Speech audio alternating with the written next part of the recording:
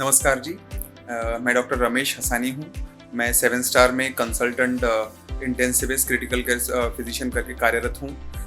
आज हम आपको सिकल सेल डिसीज़ के बारे में जानकारी देना चाहते हैं। सिकल सेल डिसीज़ ये भारत में होने वाली बहुत ही आम बीमारी है। मुख्यतः ये बीमारी हमारे लाल कोशिकाएं जो रक्त में होती है, जिन्हें रेड ब्लड सेल्स कहते हैं, उससे रिलेटेड होती है।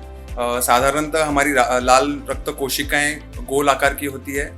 किसी कारणवश अनुवांशिकता के कारण और अपने पेरेंट्स से आने वाली बीमारियों के कारण ये जो रेड सेल्स होती है ये गोलाकार से सिकल शेप की हो जाती है, इसलिए इसे सिकल सेल डिसीज ऐसा कहा जाता है। इसके जो लक्षण होते हैं वो अपने शरीर में पेन होना, दर्द होना, पीलिया होना, ऑक्सीजन की कमी होना, सिर में दर्द होना और पेट में दर्द होना, ये मुख्य इनके लक्षण होते हैं। सिकल सेल ये बीमारी अनुवांशिक है और ये अपने पेरेंट्स से अपने में आती है।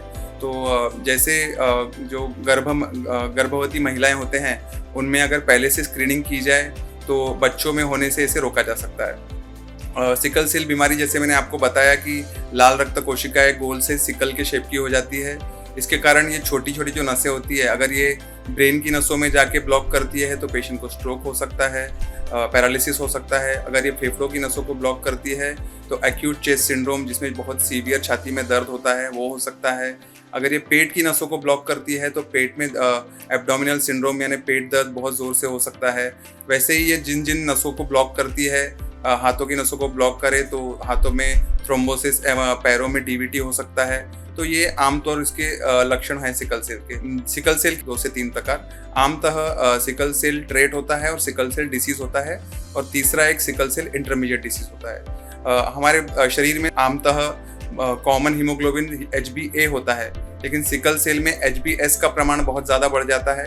ये बढ़ा हुआ HbS का प्रमाण ही हीमोग्लोबिन और एक तरह के प्रोटीन एब्नॉर्मलिटी के कारण होता है, जिससे अपने रेड ब्लड सेल फूट जाते हैं, हिमोलिसिस होता है, बिलिरुबिन बढ़ के पीलिया करता है। जैसे सिकल सेल डिसीज़ है तो इन पेशेंट में बार बार खून चढ़ाने की ज़रूरत पड़ सकती है।